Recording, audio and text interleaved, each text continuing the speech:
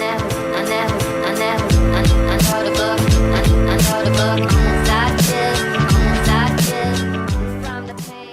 going on, guys, and welcome back to another episode of the Adaptive Minds podcast.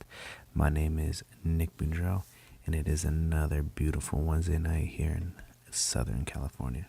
It is approximately 10:36 p.m., and I am freaking stoked to talk to you guys today about SpaceX's newest rocket, the Falcon Heavy, that successfully launched yesterday.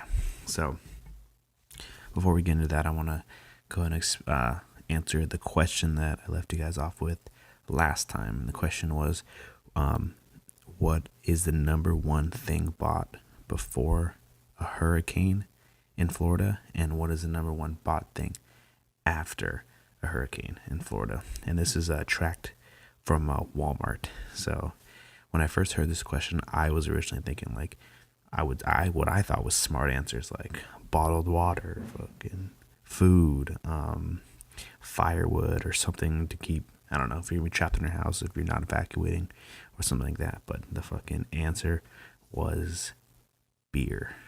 Beer is the number one bought thing before a hurricane. I believe it's when they know a hurricane's about 3 days out. So I was way far off.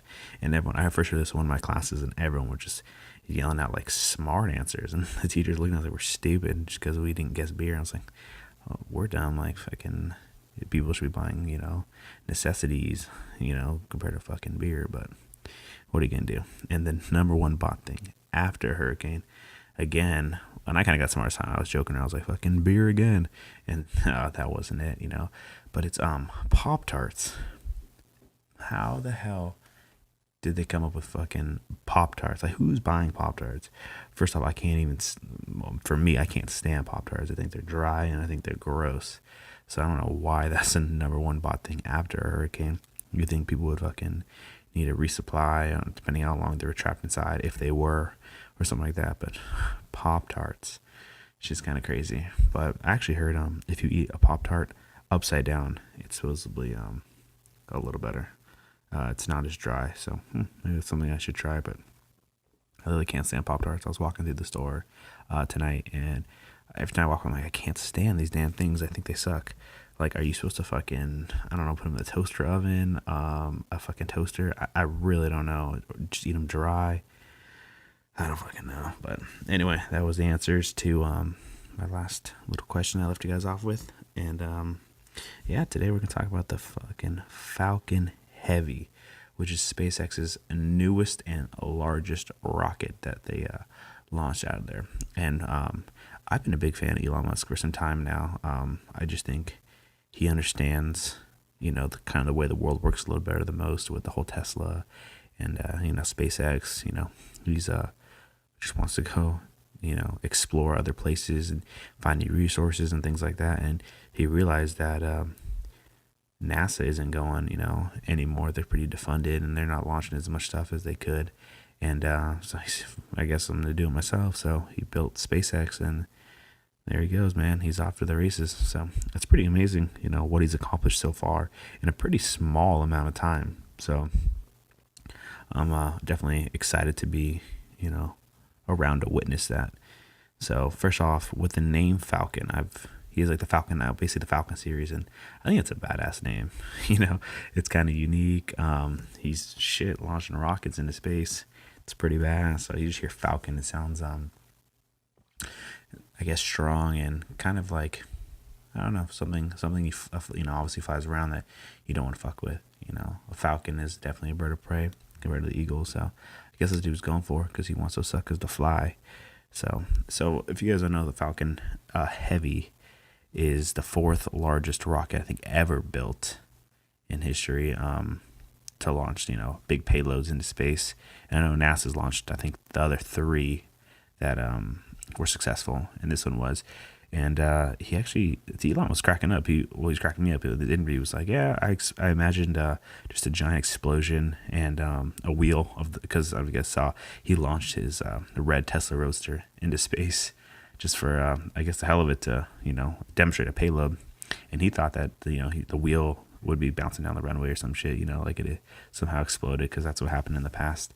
So he was wrong, unfortunately. No, fortunately, because it's pretty shitty when they just fucking explode right there, But yeah, it's pretty cool. So his payload was his Tesla Roadster with a guy that he put like a dummy wearing a spacesuit inside it, and it's it was able to live stream a little bit of it flying around, which is pretty dope from the inside before it lost connection. And he has the red Tesla inside with the guy in the spacesuit, and then he had another smaller size car on the dash with another space person inside.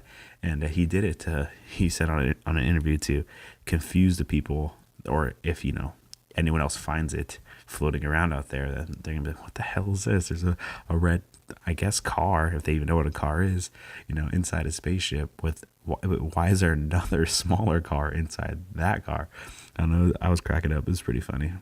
He also engraved apparently all the names of everyone who worked for SpaceX at the time, at the time, somewhere on the car. And he also put on the motherboards inside the computer system of the Tesla, it said "Made on Earth by Humans," just in case someone else out there finds it, they know that we're here. But how funny is that shit, that he has that smaller version there? People, what the hell, like, do they worship this car or something? Is that why they launched it into space? It's just pretty funny. And then I also heard that they did not test the outside of the car to the elements that it's going to be exposed to. So supposedly anything that's carbon based in the car is going to deteriorate because of so much radiation that's going to be exposed to while it's out there. So I thought that was kind of interesting. I am sure Elon does not really care too much about it. He'll just fucking get another one since he owns the damn company. So it's actually pretty cool though. Like I said, I'm a big fan of Elon Musk and Tesla. I still remember the first time I actually saw Tesla. I was like, what the hell is that? What kind of emblem is that? Because the first thing I used to look at in the cars was not just the body style, but was the emblem. Like, what the fuck is that? And it was a T. And then, after doing a little bit of research, you realize that it was a Tesla. And they're pretty badass, I'm not gonna lie. I actually sat in one, the X-Wing model, I believe it's called, at the auto show. And it's trippy in there. It's so complex but simple. I guess that's the best way I can describe it. The windshield went all the way up and onto the roof, and I thought that was kind of interesting.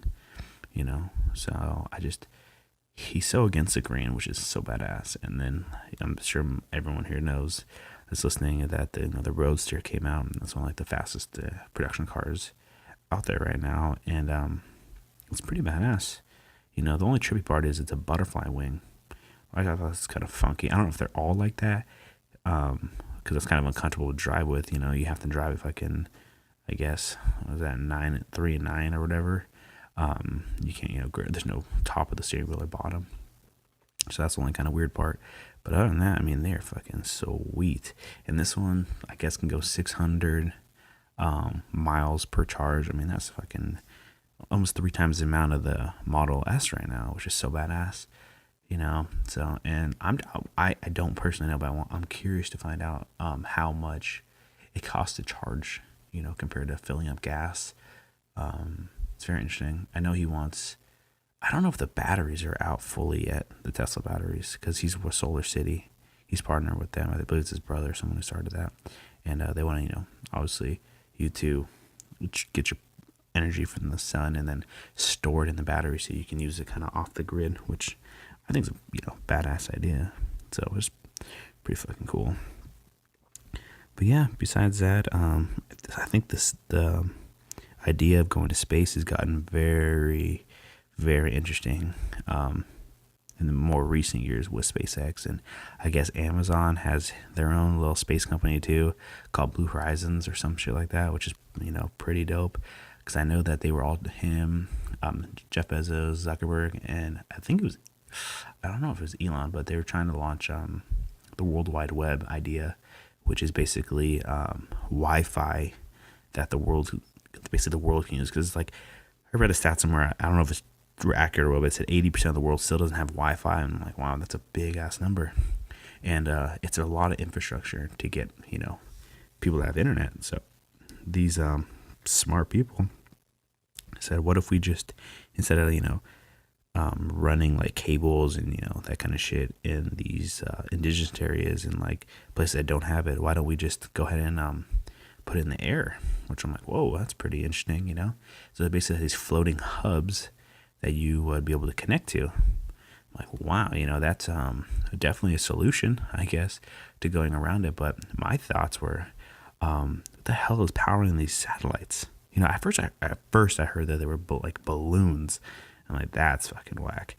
But now I've heard that they're these satellites that I'm assuming are going to be solar powered, which is pretty dope because that's a good idea. And the way they launch them, if I'm not mistaken, they would be launched out of, I think, California. And the way they can launch them that way is around, so like top to bottom, around, not left to right.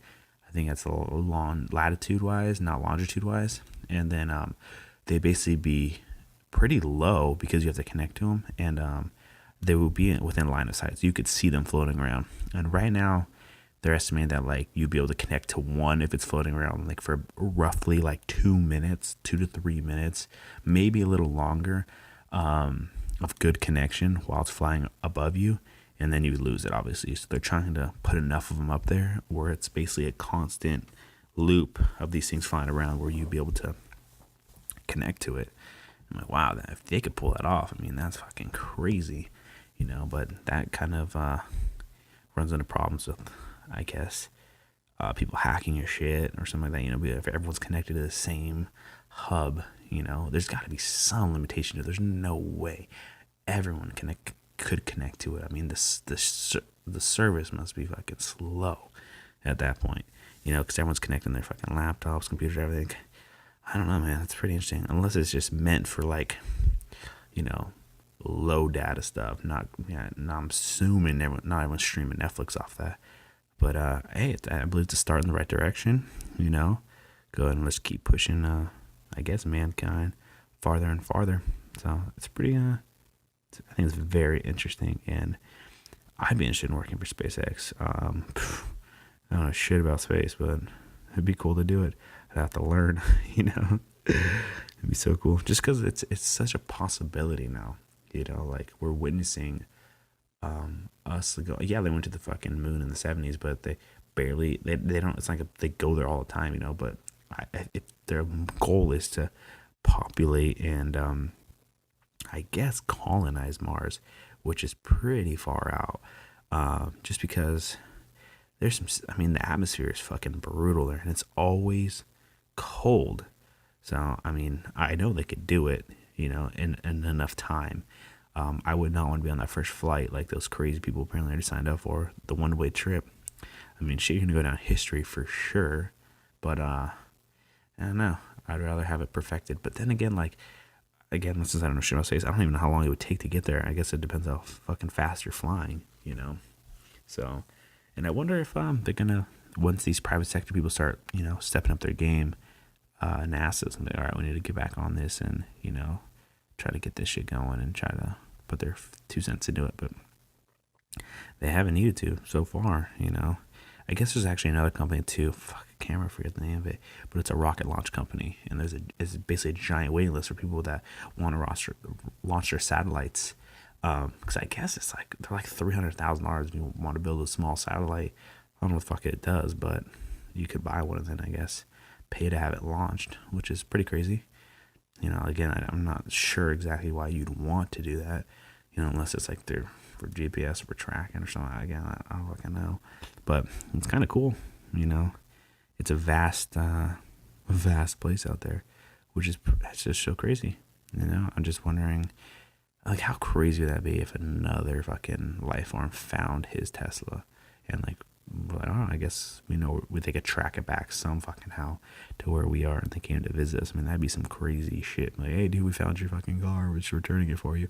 He should have put that returned to fucking blah blah blah, and put the coordinates or some shit of where we are in the galaxy. I think that'd be kind of funny. Maybe he did that. I don't really know, but that's something I would do, just in case. That shit's gonna be flying out there. And then I don't know if you guys watched the rocket launch, but when the boosters broke off, they actually came back and landed almost simultaneously. Insane, and almost you almost can't really believe it, that they could fucking time that out so perfectly. But I guess that's what a lot of years of math and schooling does for those engineers, to be able to do that. It's absolutely amazing. I remember, I think it was Falcon 9, when that came down and landed on the barge, and it was kind of tipping one way and it corrected itself. I mean, Jesus, that shit it's on another level. It's so crazy. And then one booster, I think it was the center one, did not, on the Falcon Heavy, did not go as planned, and actually came down and missed the barge that it was going to land on, and hit the water at 300 miles an hour, and just fucking blew out 2 motors on that barge, which is pretty crazy. So supposedly there's some video that we might be released if the cameras weren't destroyed, he said. That is pretty interesting to me, to see that 300 miles an hour should just hit that water. Kaboom. So I guess it wasn't a perfect launch, but it was still damn near close. So I guess we'll see. I'm hoping to see colonize Mars in our lifetime. Shit, man. That'd be some crazy shit, you know? How the fuck could they perfect those trains, you know? I mean, those spaceships to go with like that fast. You know, it must be like that bullet train they're trying to do, you know, just hauling ass there, hauling ass back. Is it going to be like Prometheus, like that movie that put your ass to sleep and you wake up when you're there? I don't know. But like I said, big fan of Elon. I'm excited to see where he's going to take, I guess, the human race. You know, he's kind of pushing limits, which is dope. Well, I'll try and do that. I think it's it's like a bullet train, but it's underground. And it's going to haul ass from LA to Sacramento, I want to say, in like 30 minutes. I could be wrong on that number, but I believe it's 30 minutes. And I'm like, holy shit. 30-minute commute? You could live in LA and work in Sacramento. Like, just think about that. You could live in fucking LA, and instead of that 6-hour drive, or probably farther actually, work in fucking Sacramento. I mean, that's absolutely amazing. You know, I'm just fucking very curious as to wonder how they're gonna make these tunnels. Obviously, I know they're already building them, but earthquake proof. I mean, how the hell are they gonna be able to do that? I mean, it's in the ground. That shit's gonna be bumping and rolling when that fucking 10.0 hits. You know, I don't want to be on the train at that point, or the whatever the hell is pod. But that, I mean, shit, man. If you can go to Mars, I'm sure you can figure that out. You know, at some point. But I guess we'll see. Supposedly, I heard, I don't know if it's true, but they want to go from LA to New York fully underground, and that would be some badass stuff. You know, I don't know how long it would take, but it's probably be a lot faster than fucking flying. You know, just hauling ass on that underground railway, cooking it to fucking New York. Imagine if it was only an hour. Can you imagine that shit? An hour from LA to New York. You know how crazy that should be? You just go, you know, let's go. Want to go to dinner? Let's go fucking get some pizza in New York and just hop on this little bullet thing and haul ass. That would be some pretty epic shit. So, again, I've been saying this a lot, but I think we live in the best fucking... I think we're living through the coolest shit right now. There's not another time I would fully want to live in. I'd want to go back and see other places, other time periods if I could. But man, I'm glad I was born at this time. Let me tell you, because some cool shit is happening and it's gonna happen. So I hope this isn't like, because we went to the fucking moon in the 60s or 70s, and imagine being in the 70s, like, man, by 2018, we'll probably have space colonies and all this shit. People are gonna live in other. And nope, that ain't happening. So I'm hoping that it's not one of these things like, hey, they went to fucking Mars. That's cool. Didn't really work out. There wasn't much to see, you know? So they just stopped doing it. Like, I want to see some more progress. I think that'd be some wicked stuff. So, and I want to give you guys a little update real quick on the coffee. Like, I don't know if you guys listened to my last podcast, but I want to start getting into the world of coffee. And tonight, I was walking through Target, and I saw this cold brew nitro coffee in a can. And the only reason I saw it is because one of the cans next to it had exploded. So I said, whoa, what kind of stuff is that? So when I grabbed the good can, that shit is solid. Like, you can't, like, you normally get squeeze a Coke can. Nope, this is full. So I'm curious. I'm gonna try it tomorrow morning on my way to school. and I'm going to go ahead and do another review on it. On that, I got an update on the blonde because I've had it a few more times now, and it's starting to grow on me a lot more than I originally thought. So it's interesting. I tried it in 2 different ways. I'll tell you guys next time on the podcast when I do my little coffee update. But yeah, I'm stoked for this nitro brew. I hear this like the new thing, the cold brew. Someone told me supposedly that I think it's Coffee Bean has a tap for cold brew. I thought that's pretty interesting with the nitrogen. So I'm curious to see, how good this is. There was another nitrogen infused coffee at Target too that I'll probably end up trying. This one was like $5 for a little just like a normal Coke can size. So I'm very curious to see, that compared to $5 was gonna be a fucking Starbucks. That'd be 2 Americanos, Ventis. So we'll see. Hopefully, I feel like I want to run through a fucking wall after, so I can go and crush my class tomorrow morning. But that's pretty much it for this podcast. It's 11 o'clock now. Again, I like these Wednesday nights. Little updates, little reviews, little fun things. Having a good time flowing on the podcast. It's been fun. I have a guest that's ready to come on. Hopefully we can record someday, maybe this weekend. I'll have to see if our schedules can line up, but it'll be a lot of fun. But that's it for me, guys. Thanks for tuning in and listening, and I'll see y'all later.